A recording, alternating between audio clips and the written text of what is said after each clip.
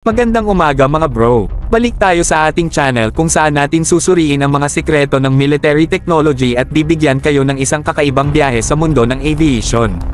Ngayon, ibabahagi natin sa inyo ang buong detalye tungkol sa makapangyarihang E-7 Wedgetail ng Royal Australian Air Force.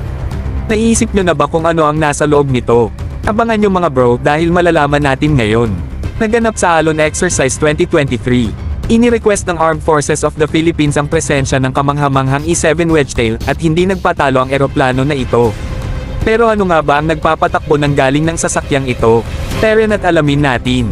Una, meron tayong Advanced Northrop Grumman Multi-Role Electronically Scanned Array MESAT Radar. Ito ang hudyat ng napakagaling na teknolohiya na nagpapahintulot sa Wedgetail na sabay-sabay na mag-track ng mga target sa himpapawid at sa dagat. Parang may mata sa lahat ng sulok, hindi ba mga bro? Pero teka, hindi pa tapos. Ang Wedgetail ay may 10 high-tech na mission crew consoles. Ang mga consoles na ito ay parang mga command center sa langit kung saan nakabantay at kontrolado ng mga mahuhusay na operator ang mga surveillance capabilities ng Wedgetail. Parang eksena sa isang pelikulang sci-fi mga bro. Ngayon, pag-usapan natin kung ano ang ibig sabihin ng lahat ng ito. Ang E-7 Wedgetail ay nagko-combine ng long-range surveillance radar, secondary radar, at tactical strategic voice at data communication systems. Sa mas simple na salita, ito ay isang airborne early warning and control platform.